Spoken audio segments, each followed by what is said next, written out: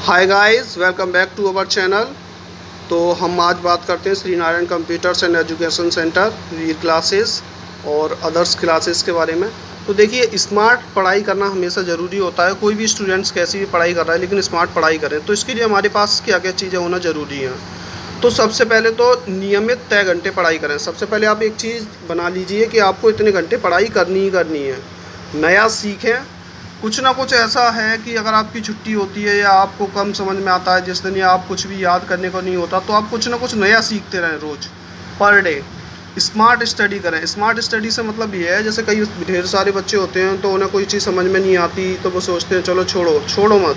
उसको आप एक बार नहीं, दो बार नहीं, 10 बार नहीं, 20 बार करके घर पे देखो, थोड़ा थोड़ा समझ में आएगा। और इसलिए स्मार्ट स्टडी करें। नोट्स तैयार करें। इसके लिए कोई चीज़ समझ में नहीं आ रही तो आप उसको अलग से लिख लें।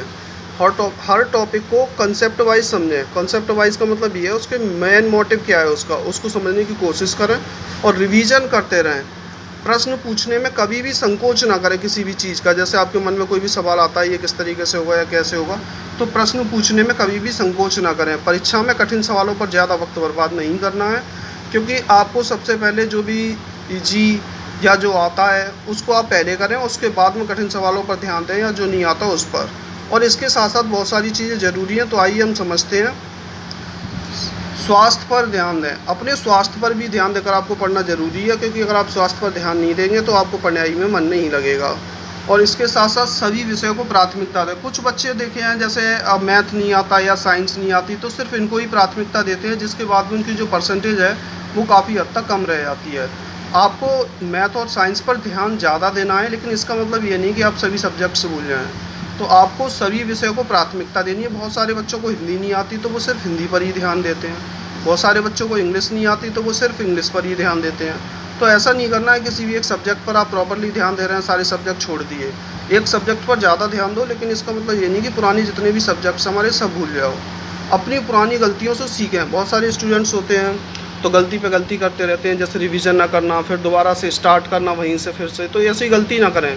तो जैसे कि अभी बताया कि रिवीजन करते रहें। हमेशा रिवीजन करना ज़रूरी है।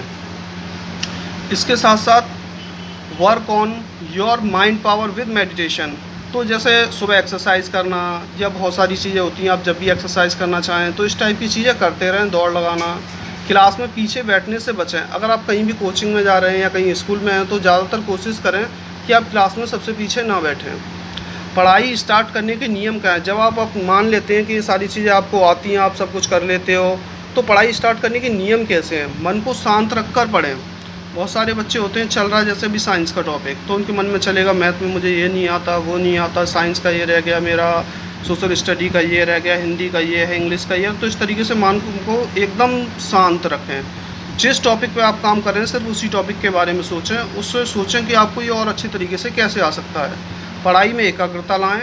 जब आप पढ़ने बैठे तो इधर उधर की बातें ना सोचें, और खुद पर आत्मविश्वास रखें कि आप ये काम कर सकते हैं। जैसे भी आपको 10 क्वेश्चन एक साथ दे दिए तो बच्चों को इस विश्वास होता है, टूट जाता है। वो बोलते हैं नहीं, 10 क्वेश्चन हम याद नहीं कर सकते। आप याद नहीं कर सकते तो उतने टाइम में कोशिश करो कि आप उनको पढ़ो।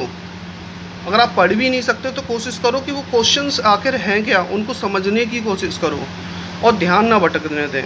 ध्यान ना भटकने देने से मतलब है कि जैसे आप कोई भी क्वेश्चंस करने जाते हो या कुछ भी समझते हो, अगर आपको लगता है कि नहीं ये तो बहुत टॉपिक टफ है, या इसको मुझे आता ही है, ये तो मैं कर लूँगा, बहुत आसान है, बहुत ईजी है, और उसको आप छोड़ देते हो, तो ऐसा बिल्कुल ना करें। आप ध्यान बिल्कुल ना भटकने दें। आप अपने मन में ये सोच के रखिए मुझे टॉपिक आता है या नहीं आता है, लेकिन मुझे इसे फिर भी करना है। तो इस तरीके से ध्यान बिल्कुल ना भटकने दें।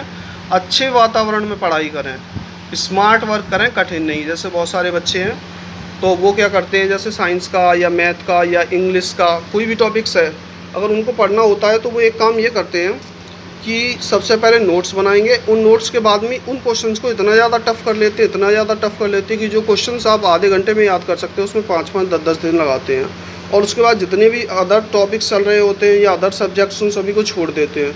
तो हमें स्मार्ट वर्क करना है, कठिन नहीं। तो इसीलिए आप हमेशा जो भी स्टडी करें नए सीखें और नोट्स तैयार करें, और हर टॉपिक को कंसेप्ट वाइज समझें, और साथ के साथ रिवीजन करते चलें, जिससे कि आप स्मार्ट वर्क कर सकें। कठिन वर्क नहीं करना है, हमेशा स्मार्ट वर्क करना है। तो दोस्तों, मेरी वीडियो कैसी लगी? अगर अच्छी लगी तो लाइक कीजिए, चैनल को सब्सक्राइब कीजिए, वीडियो को शेयर कीजिए। तो बने रहिए हमारे चैनल के साथ। और आपको इसी तरीके से नए कॉन्सेप्ट के साथ नई वीडियो और नई स्टडी मिलेगी। तो स्मार्ट वर्क करना कैसे सीखते रहिए हमारे इस चैनल के साथ। So thank you very much.